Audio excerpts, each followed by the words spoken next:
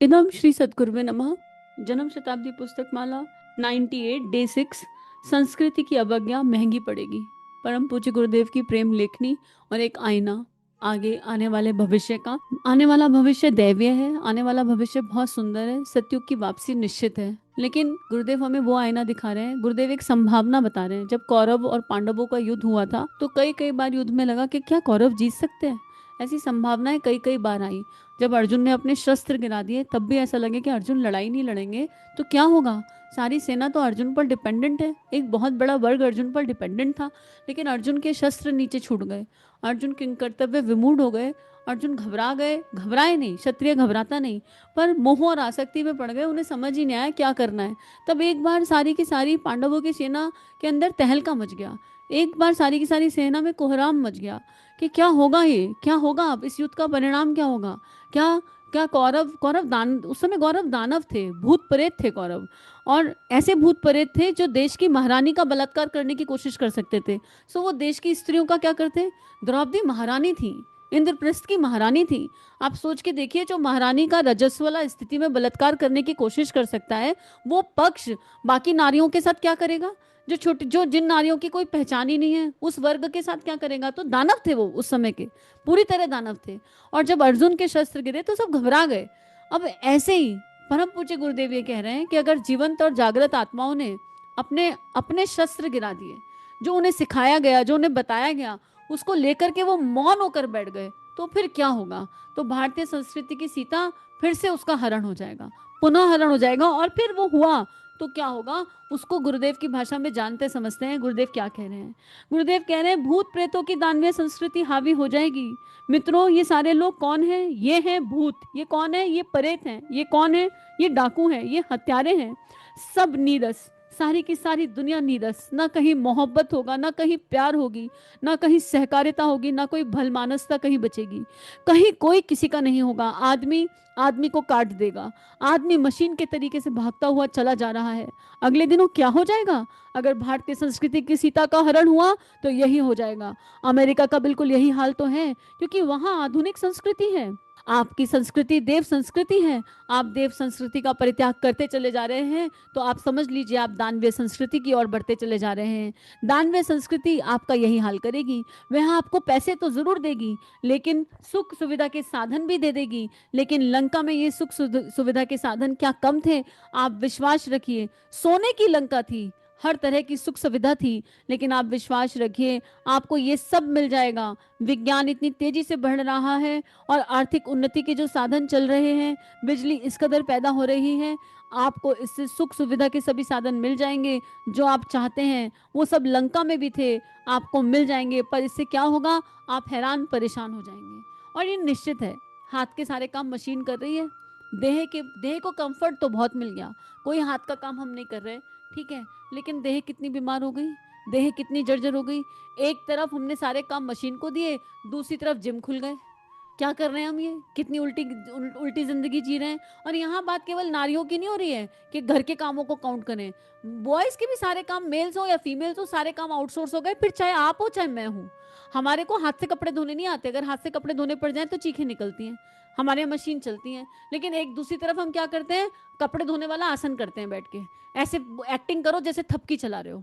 योगा आसन करने जाओ तो एक आसन ऐसा होता है, उकड़ू बैठो और थपकी चलाओ। तो कौन सी दिशा में जा रहे हैं, विचार करने की बात है। और जिस वर्ग को हाथ से कपड़े धोने पड़ रहे हैं वो रो रो के धो रहा है। हाय राम मेरी कमर टूट गई, हाय राम मेरा पैर टूट गया, हाय राम मेरा हाथ टूट गया। आप हो चाहे मैं हूं, आटा आटा लगाने तक के लिए मशीन आ गई। मतलब इन्वेंशन की हद तो ऐसी हो गई है कि सब्जी बनाने तक की भी मशीन आ गई। उस मशीन को धोने में हम पानी ज्यादा खर्च कर दे रहे हैं।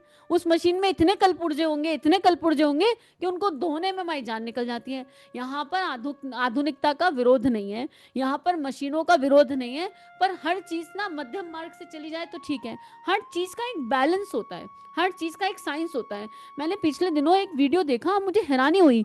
हमारे जो पहले बड़े महाराजाओं के महल होते थे, आप जब जयपुर जाएंगे तो महल देखेंगे, आप कहीं कहीं जाएं जब महल देखेंगे तो उनमें झरोके होते हैं। झरोकों में क्या होता है, छोटे छोटे छेद होते हैं, छोटे छोटे छेद।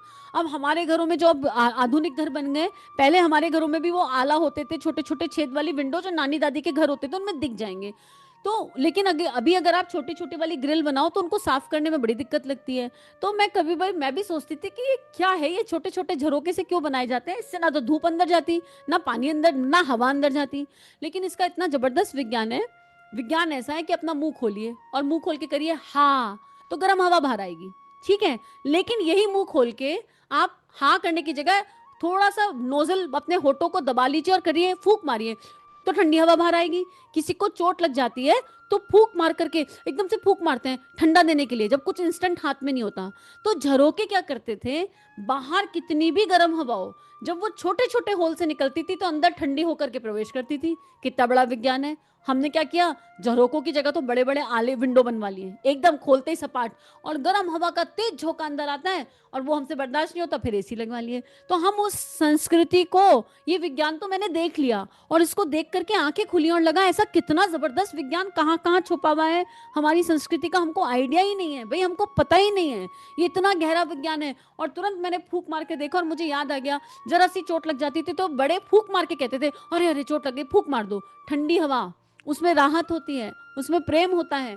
तो वही बात है कि प्रकृति बाहर से कितनी भी गर्म हवा दे रही हो, ये गर्म हवा आज ज्यादा गर्म हो गई है जब हर घर में एसी चल रहा है, राइट, लेकिन उस समय में नहीं थी, प्रकृति का दोहन हो गया। लेकिन इस हवा को भी ठंडी करने का रास्ता वो झरोका था, झरोके खत्म हो गए। ये तो हो गई बाहर के झरोकों की बात, अब कर ले भीतर के झरोकों की बात। भीतर इतनी नृशंसता भर गई है कि गर्म ही गर्म हो गया, अंगारे अंदर जल रहे हैं कि बाहर जाओ तो भी शांति नहीं आ पा रही, बाहर शांति का रास्ता ही नहीं रह गया। दिमाग में भूसा भर गया है, भूसे पे कुछ चिपकता नहीं। गोबर होना तो गाय का होगा, उस पर कुछ तो चिपकेगा, भूसे में तो कुछ चिपक ही नहीं सकता। तो ऐसी स्थिति हमने अपनी कर दी, हम अपने अंदर अंगारे भरते चले जा रहे हैं, अंगारे भरते चले जा रहे हैं। किसके अंगारे, ईर्ष्या के, कंपैरिजन के, और तू मैं के। और फिर एक जो जाग गए वो कहते हैं मेरे अकेले के करने से क्या होगा, हम क्यों करें, हमारे करने से क्या होगा। अरे हर कोई ये सोचने लगेगा हमारे करने से क्या होगा तो फिर देश कभी नहीं बदलेगा। गांधी जी ने ये सोच लिया होता मेरे करने से क्या होगा, विवेकानंद भी ये सोच लेते मेरे करने से क्या होगा, अहिल्याबाई होलकर भी ये सोच लेती मेरे करने से क्या होगा। अरे कुछ तो हो ही जाएगा, कुछ होगा नहीं होगा, आत्मनिर्माण तो होगा। और मान लो कुछ भी ना हो तो कम से कम नुकसान तो नहीं होगा। चुप बैठने से तो नुकसान हो रहा है, चुप बैठने से नुकसान हो रहा है, कुछ करने से नुकसान नहीं होगा। फायदा हो ना हो नुकसान नहीं होगा। और क्या हर चीज नुकसान फायदे के लिए करेंगे, क्या इसके अलावा कोई और रास्ता नहीं है, हम क्या इस पटवारी बुद्धि से बाहर नहीं आ सकते। तो गुरुदेव कह रहे हैं पैसा मिल जाएगा, सोने की लंका 1 मिनट में हनुमान जी ने जला दी। आप सोचिए सोने की लंका थी तो वैभव और ऐश्वर्य कितना जबरदस्त रहा होगा। भारत भी तो सोने की चिड़िया था, भारत में कोई कमी थी क्या, क्यों वो सोने की चिड़िया क्यों था, भारतीय संस्कृति जीवंत थी, भारतीय संस्कृति जागृत थी, लोग एक दूसरे का ध्यान रखते थे, बाटा सिस्टम था। बाटा सिस्टम बड़ा अच्छा है, मेरे घर में दूध है तुम्हारे घर में चमड़ा है, मैं तुम्हें दूध दूंगा तुम मुझे पहनने के लिए जूते दे दो। कोई चक्कर ही नहीं कि दूध कितने का और जूता कितने का, ये कोई भावना नहीं होती थी। आवश्यकता के अनुसार जीवन चलता था। लोग हम, और ये तो हमने भी देखा होगा कि जब वो जवे, आपको याद है वो जवे टूटते हैं, हमारे घर में सिवैयां बनती हैं, आजकल तो रेडीमेड आने लगा, पर बचपन में हमने देखा होगा जवे टूटते हुए। तो एक घर के जवे टूटते थे तो पूरे मोहल्ले की बहनें एक साथ एक घर के जवे तोड़वाती थी। ये तो यहाँ तक तो हमने देखा है, हमारे बच्चों को तो वो भी नहीं पता। ये चलो हमने तो ये फिर भी बचपन में देखा है, बच्चों को कोई आइडिया नहीं है कि ऐसा भी सिस्टम होता है। तो हम किधर जा रहे हैं, हम खुद अपने लिए अकेलापन चुन रहे हैं। सारी प्रॉब्लम कहाँ से है, प्रॉब्लम ये है कि हम अकेले रह गए, कोई सुनने वाला नहीं रह गया, लिसनिंग स्किल्स खत्म हो चुकी हैं, पूरी तरह खत्म हो गई हैं। हम किसी, कोई हमारा अपना दर्द हमें साझा करता है तो हम उस दर्द को सुनना ही नहीं चाहते, हमारे अंदर क्षमताएं खत्म हो गई। क्यों, क्योंकि हम खुद बहुत दर्द से भरे हुए हैं, हर किसी के भीतर दर्द है।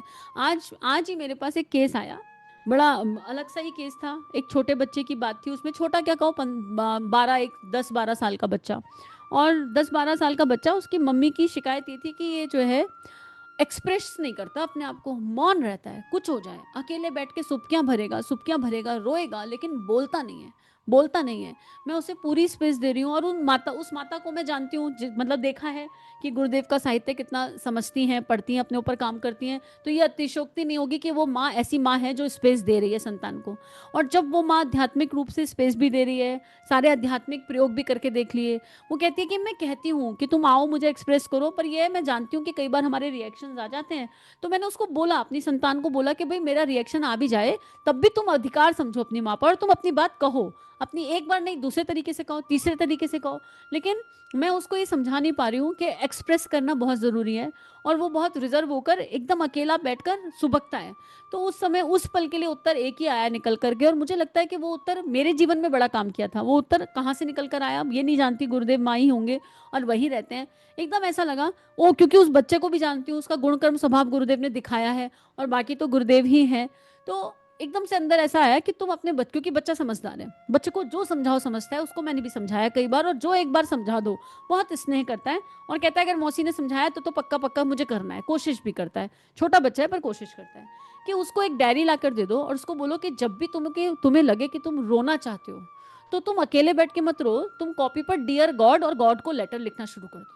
डियर गॉड, और तुम्हारा लेटर कम से कम 1 पेज का होना चाहिए। छोटी डायरी लाकर दे दो उसे, और 1 पेज का लेटर होना चाहिए। और अगर वो बच्चा बोले कि मेरे पास तो 1 पेज लिखने के लिए कुछ है नहीं, 5 लाइन में लेटर पूरा हो जा रहा है, तो वह पूरे पेज को thank you God, thank you God, thank you God से भर दो। और वो बच्चा ऐसा है कि वो कहना मानेगा, करेगा। एक तो ये होगा कि क्रिएटिवली लिखना आएगा, और एक ये होगा कि तुम्हें एज अ मदर तुम्हें उसकी डायरी पढ़ने मिल जाएगा, तो तुम्हें पता चलेगा कि उसके अंदर क्या चल रहा है। अब वो ये बच्चा वो करेगा या नहीं करेगा ये तो ईश्वर जाने। लेकिन मुझे अपने जीवन का वो समय याद आ गया जब डियर गायत्री माता करके लेटर लिखे जाते थे गायत्री माता को। एंड वो लेटर्स इतना हेल्पफुल निकले, पता नहीं था उस समय क्यों गुरुदेव लिखवा रहे हैं, क्यों लिखती हूँ नहीं पता था। पर ये पता था बहुत बोलने की आदत है, बहुत बोलने की आदत है, और इतना सुनने वाला कोई था ही नहीं संसार में कि आपका पढ़ सुन ले। नॉनसेंस और इलॉजिकल बोलती भी नॉनसेंस थी। कोई देखो समझ नहीं होती, 6, 7, 8 क्लास के बच्चे को शायद इतनी समझ नहीं होती, तो क्या बोलना है पता ही नहीं, सामने वाला सुन रहा है कि नहीं सुन रहा पता ही नहीं, बस बोलना है बोलना है। तो एक टाइम पर शायद दिमाग को ये समझ में आ गया कि कोई सुनने वाला नहीं है, पर डायरी पे भगवान तो सुन लेते हैं।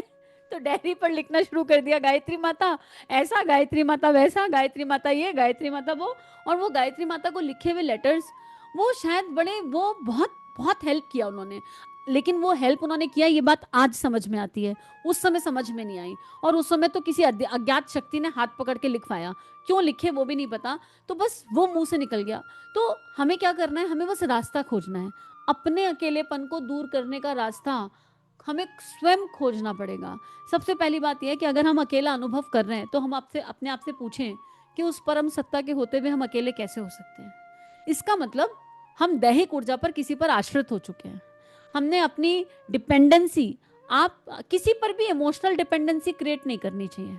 ना ना कोई हम पर इमोशनली डिपेंडेंट हो, और ना हम किसी पर इमोशनली डिपेंडेंट हो। इसका मतलब ये नहीं कि रिश्ते नहीं बनाने, हम इमोशनली एक दूसरे की शक्ति बने, एक दूसरे का हाथ पकड़कर ईश्वर की तरफ चलें, एक दूसरे के साथ सत्संग करें, सत्संग से मक्खन निकालें, और उस मक्खन को सब एंजॉय करें। लेकिन बातचीत का जो केंद्र होना चाहिए वो गुरु होना चाहिए।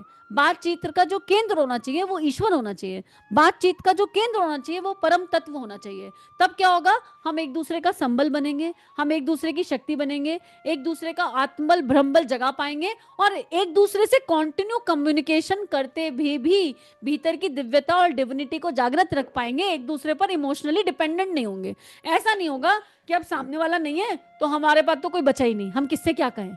ऐसा नहीं होगा, क्योंकि सत्संग तो किसी से भी किया जा सकता है ना, संतों का संग की बात है ना, गुरुदेव की लेखनी का डिस्कशन तो कहीं भी किया जा सकता है। तो सबसे पहले जो गुरुदेव हमें भयावह परिस्थिति दिखा रहे हैं, बता रहे हैं, वो सत्य है। लेकिन इसका समाधान ये है कि पहले अपनी कॉपी जांच लें कि अगर हम अकेले हैं तो हमें क्या करना है। फिर अगर हमारे आसपास हमें कोई ऐसा दिख रहा है जहां हमें लगता है कि ये अकेले हैं, तो करुणा संवेदना से उनके हृदय को स्पर्श करें, गुरुदेव ने जैसे हमें स्पर्श किया। और फिर उनको गुरुदेव से जोड़ दें, उनको भगवान से जोड़ दीजिए। गायत्री मंत्र से जोड़ दो, लेखनी से जोड़ दो, प्लांटिंग से जोड़ दो, कोई भी गुरुदेव के शतसूत्रीय कार्यक्रम में कोई तो उनकी रचना के अनुसार होगा, कोई तो उनकी इच्छा के अनुसार होगा, उससे जोड़ दो। बस इसी से काम बन जाएगा। किसी को दिव्यता से जोड़कर पीछे बीच में से हट जाओ।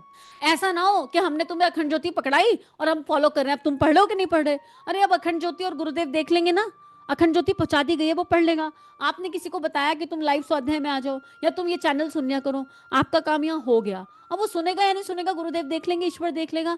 बीच में से हट जाएं ताकि हर आत्मा का डिवाइन कनेक्शन क्रिएट हो सके। जब तक हमारे डिवाइन कनेक्शन क्रिएट नहीं होंगे, हम ना स्वयं को करेक्ट कर पाएंगे, क्योंकि करेक्ट स्वयं को बदलने के लिए ना जिगरा लगता है। करेक्शन करने के लिए, अंदर के विकारों से लड़ने के लिए जिगरा लगता है। अपने आप को करेक्ट करना है तो उसके लिए डिवाइन कनेक्शन की जरूरत है, उसके लिए मंत्र की शक्ति पर विश्वास करने की जरूरत है, उसके लिए मंत्र का मित्र होना बड़ा जरूरी है, उसके लिए ईश्वरीय संवाद होना बहुत जरूरी है। और हम केवल क्या हैं, हम यंत्र ऊर्जा हैं। दीप से दीप जगाने का मतलब यही है। एक बात बताओ, एक दीप ने दूसरा दीप जगाया तो वो आगे अगले दीप जगाने बढ़ता है, या जो जगता हुआ दीप है उसे घूर घूर के देखता रहता है, तू जग रहा है ना बराबर, तू बुझ तो नहीं रहा, तू जगता रहेगा ना, ऐसा करता रहता है। अरे दीप से दीप जगाओ, ज्योति से ज्योति जगाओ, आगे बढ़ते जाओ, अगला दीप जगाओ, आगे का दीप जगाओ, और आगे का दीप जगाओ। और यकीन करो, जो पीछे आपने दीप जगाया वो आपने नहीं जगाया था, वो माध्यम बन के गुरु ने जगाया। अगर वो दीप बुझने की कगार पर होगा तो पीछे से कोई और दीप आ जाएगा ना उसे जगाने के लिए, उसमें बीच पड़ा तो है। गुरु किसी को भी यंत्र बना के अपना काम कर लेगा। तो बस बात यह है कि पहले स्वयं को देखें, स्वयं को जाने, और अगर उस अकेलेपन को जिया है तो उसको भरें, उसको फिल करें, सही चीज से फिल करें, टेम्परेरी से फिल ना करें। अभी हम क्या कर रहे हैं, टेम्परेरी से फिल करते हैं। हमें अकेलापन लगता है तो हम ओटीटी प्लेटफॉर्म पे चले जाते हैं, हम रील देखने लगते हैं, हम नॉवेल पढ़ने लगते हैं। हम और बिना बात की नॉवेल, जैसे हम बचपन में बच्चे पढ़ते हैं ना, बचपन में मैंने बहुत पढ़ी है, ध्रुव, नागराज, चंपक, पता नहीं क्या क्या क्या क्या। हालांकि उसने रीडिंग की हैबिट डाल दी, लेकिन हम आज भी अपने अकेलेपन को फुलफिल कर रहे हैं, पर टेम्परेरी से कर रहे हैं। इस टेम्परेरी के बीच में ये नहीं कहा जा रहा कि इस टेम्परेरी को पूरा खत्म कर दो, एकदम नहीं खत्म होता। पर अगर 3 घंटे यूट्यूब देखते हैं, 3 घंटे सोशल नेटवर्किंग पर है, आधा घंटा कुछ दिव्य देख सकते हैं, बहुत कुछ है। शिवानी दीदी को सुन लीजिए, संदीप माहेश्वरी को सुन लीजिए, चिन्मय भैया को सुन लीजिए, अरे ठाकुर रामकृष्ण परमहंस की वाणी सुन लीजिए, भजन सुन लो आधा घंटे के लिए, प्रज्ञा गीत सुन लो, अरे इतना अवेलेबल है, इतना अवेलेबल है। विनोबा भावे की जीवनी सुन लो, महर्षि रमन के लेक्चर सुन लो, बहुत कुछ है अवेलेबल। कोशिश तो करिए, जितना भी समय है उसमें से थोड़ा सा हिस्सा, उसका 1/4 हिस्सा उस दिव्यता से जुड़ जाइए, मन लगे कि ना लगे। मन को लगाने के लिए ये सब चीज नहीं है, मन को लगाम लगाने के लिए ये सब चीजें हैं। शुरू में मन नहीं लगेगा, लेकिन उस दिव्यता में इतनी शक्ति है, इतनी शक्ति है कि वो जो बाकी के 2.5 घंटे वेस्ट हो रहे हैं ना, मान लो 3 घंटे लगा रहे हो और आधा घंटा दिव्यता बढ़ी, तो ये जो बाकी के 2.5 घंटे वेस्ट हो रहे हैं ना, 40 दिन बाद आप देखेंगे कि धीरे धीरे ये 2.5 घंटे 2 हुए, फिर 2 से 1.5 हुआ, फिर 1.5 से 1 हुआ, और धीरे धीरे इनकी जगह ही खत्म हो गई। और अब मन लग रहा है, कभी आनंदमयी माँ को सुन रहे हैं, कभी किसी को सुन रहे हैं, फिर धीरे धीरे धीरे मन करेगा कि सुनेंगे, थोड़ी किताब भी उठा लें, फिर किताब उठानी शुरू कर देंगे, फिर सोचेंगे अरे अकेले अकेले क्या पढ़नी, अच्छी किताबें लाओ, लोगों को बांट दें। आप देखो कैसे दीप से दीप चलेगा, अंतस में प्रकाश खिलेगा, तो अपने आप वो प्रकाश सर्वत्र फैल जाएगा। तो पहले अपने अंदर के अकेलेपन से युद्ध नहीं करना, इसको समझना है, इसको जानना है। हम अकेले हुए क्यों, हम अकेले मोह आसक्ति के चलते होते हैं, और कोई कारण नहीं है हमारे अकेले होने का। और टालम टोल पे हमारा दरवाजा बार बार खटखटाया जाता है, बार बार कोई आता है और कहता है आपके लिए कुछ है हमारे पास, हम दरवाजा बंद कर देते हैं। हम कल करेंगे, हम बुढ़ापे में करेंगे, हम जाने कब करेंगे, लेकिन आज इसी पल अगर ये सुन लिया तो फिर इसी पल करेंगे, अभी से करेंगे। क्या करेंगे, 15 मिनट का मिनिमम जप करेंगे और अपने आप को भरेंगे, दिव्यता से भरेंगे। रास्ता हमारा, हम चाहे किताब से पढ़कर करें, चाहे सुनकर करें, चाहे नोट्स बनाकर करें, रास्ता हमारा होगा, पर हमको करना तो पड़ेगा। आज नहीं करेंगे तो फिर इस बेहावे परिस्थिति को देखेंगे। गुरुदेव हमें दानवीय बता रहे हैं कि इस दानवीय संस्कृति में पैसा बहुत होगा, रुपया बहुत होगा। जिनके पास रुपया पैसा है, कभी उनके जीवन में झांक कर देखना, जिनके पास करोड़ों है ना, उनसे पूछना आप लास्ट टाइम हंसे कब थे, खेल खिलाकर, हंसकर, आनंद वाला, कब मुस्कुराए थे, उत्तर मिल जाएगा, जाके पूछ के देख लेना। अगर आपको ऐसा लगता है, और दूसरे की थाली में हमेशा घी ज्यादा दिखाई देता है, जब तक हम कंपेयर करेंगे हमें ऐसा लगेगा हो इसके पास कितना पैसा है, जाके पूछना। मैं एक स्टोरी सुनाकर इस स्वाध्याय को खत्म कर देती हूँ, पूर्ण कर देते हैं। मैंने अभी थोड़े दिन पहले देखी थी ये स्टोरी, थैंक यू है। मैं ऐसा कंटेंट देखती रहती हूँ, क्योंकि हमेशा सत्संग और स्वाध्याय में अंतर होता है। स्वाध्याय करो पर सत्संग सुनते भी रहो, सबको सुनते भी रहो। तो कुछ कुछ ना कुछ सुनती हूँ, चाहे मैं आनंदमयी को सुनूं, चाहे कहीं से सुनूं, और मेरा कान ज्यादा एक्टिव है, मुझे सुनने में ज्यादा आनंद आता है, तो सुनती हूँ, कुछ ना कुछ कोशिश करती हूँ, और गुरुदेव से प्रार्थना भी करती हूँ कि आप सुनवाते रहना कुछ कुछ नया नया। तो एक स्टोरी देखी, एक 11th क्लास की बच्ची थी, घर में बैठी थी, उसके घर की डोरबेल बजी, एक भाई साहब आए, उसके बराबर में रहते थे, नेबर थे, चाचा। चाचा बोला उसने, तो वो बोले बेटा मम्मी पापा कहाँ हैं, मैं मिठाई लाया हूँ, बड़े खुश बड़े खुश बड़े खुश है। बोले मिठाई लाए हैं आप, हाँ क्यों लाए। अरे बेटा मैंने वहाँ वाली सोसाइटी में एक नया फ्लैट खरीदा है 4 कमरों का। तो बोले आपने 4 कमरों का फ्लैट खरीदा, उस बच्ची ने पूछा। बोले हाँ मैंने 4 कमरों का फ्लैट खरीदा है। तो बोले अच्छा बहुत बढ़िया बात है। तो बोली आपने फ्लैट खरीद लिया, आपके घर में और बाकी किसी के पास है, आपके घर में आपके दादाजी। बोले मेरे दादाजी नहीं नहीं नहीं, वो तो बहुत ही गरीब थे। बोले आपके दादाजी गरीब थे? बोले हाँ हमारे दादाजी बहुत गरीब थे, ऐसा कहा उन्होंने अंकल ने। तो बोले आपके दादाजी गरीब क्यों थे? उनके पास क्या खाने को नहीं था? बोले नहीं नहीं, खाने को तो था, गाय घर में खड़ी थी, तो हम भी दूध पनीर और घी पर पले, खूब दूध खूब पनीर खूब घी, और क्योंकि जगह बहुत थी खेत में तो पीछे सब्जियां लगी रहती थी, दालें लगी रहती थी, चावल लगे रहता था, वहां से आ जाता था। बोली अच्छा तो फिर रहने के लिए जगह नहीं होगी? अरे नहीं, नीचे वो कोठी थी एक बहुत बड़ी सी, उसी कोठी के एक बरामदे में इतना बीघा जमीन थी, उसमें जरा से बीघे में घर बनवा लिया था और पीछे खेती कर लिया, आगे गाय पाल ली थी, तो रहने के लिए घर था। अच्छा तो फिर वो बोली तो फिर रहना था, कोठी थी, लेकिन फिर वो गरीब थे और आप अमीर हैं। तो बोले हाँ हाँ देख मेरे पास क्या क्या है, तो बताते हैं। बोले आपके पास क्या है? बोले ये घर है, और क्या है? बोले मेरे पास गाड़ी है, और क्या है? मेरे पास मोबाइल है, और क्या है? मेरे पास एक फार्म हाउस है। बोले अच्छा ये सब आपका अपना है, आपने खुद से बनाया है? आपके दादाजी गरीब थे? बोले नहीं नहीं, हमने फाइनेंस किया है, फाइनेंस किया है, हर चीज फाइनेंस पर थी, हर चीज फाइनेंस पर अवेलेबल थी। और बोले फिर आपके, जब आपके पास इतना सब है लेकिन इतना फाइनेंस है, तो आपके दादाजी के पास तो पता नहीं कितना उधारी होगा, जाने कितनी उधारी होगी। बोले नहीं हमारे दादाजी के पास कोई उधारी नहीं थी, वो तो गरीब थे ना, उधार ले ही नहीं सकते थे। तो वो 11th क्लास की लड़की हंसते हुए कहती है कि चाचा जी आईना आपको देखने की आवश्यकता है, आप जिंदगी उधार पे जी रहे हैं, आपने भले ही बड़ा घर बना लिया और उनके आगे वो घर फिर भी छोटा है। आप ना अपने घर में खेत लगा सकते, ना अपनी सब्जियां उगा सकते, ना गाय भैंस पाल सकते। आप बचपन में रोज पनीर खाते थे, अब मैं आपसे कहूँ रोज पनीर खाइए, तो वो बोले नहीं नहीं रोज पनीर कैसे खाएंगे, पनीर कितना महंगा है। तो बोले फिर बताइए कि कौन गरीब है और कौन अमीर है? अमीरी और गरीबी की डेफिनेशन क्या है? अमीरी और गरीबी सोच का खेल है। आप जिन दादाजी को गरीब कह रहे हैं वो आपसे कई गुना ज्यादा अमीर थे। क्यों? उनके घर में इतनी जगह थी कि कोई गांव में दिक्कत आ जाए तो पूरा गांव वहां आकर बस सकता है। बोले हाँ हाँ आके बसता था ना, आके बैठता था ना, लेकिन आपके घर में कितने लोग आके रह जाएंगे? आपके घर में केवल फर्नीचर के लिए जगह है, इंसानों के लिए जगह नहीं है।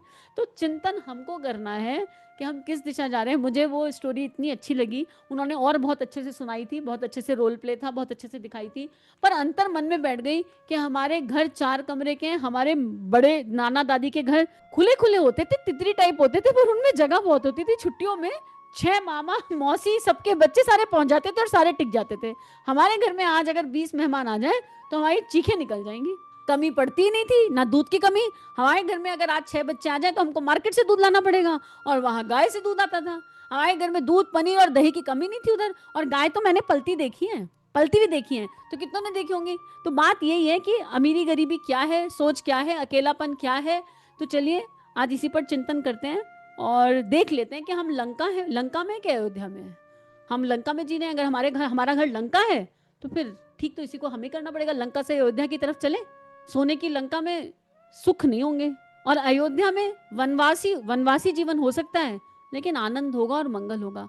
इदम श्री सद्गुरुवे नमः। सभी अपना ध्यान रखिए और ध्यान करते रहिए। 21वीं सदी उज्जवल भविष्य, जन जन में देवत्व का जागरण, आत्म सुधार समाज की सबसे बड़ी सेवा, अपना दीपक आप बनो। जी हाँ, ये सारी बातें हमें सिखाई आचार्य पंडित श्री राम शर्मा ने, परम पूज्य गुरुदेव की लेखनी ने इस जीवन को एक नई राह दी, आनंद दिया, और अब उनकी लेखनी को जन जन तक ले जाना यही मात्र एक उद्देश्य है। इसमें आपकी सहायता की आवश्यकता। आइए इस लेखनी को विश्वव्यापी बनाएं, जन जन तक इसको लेकर जाएं। चैनल को लाइक कीजिए, सब्सक्राइब कीजिए और सभी से शेयर कीजिए। इदम श्री सद्गुरुवे नमः।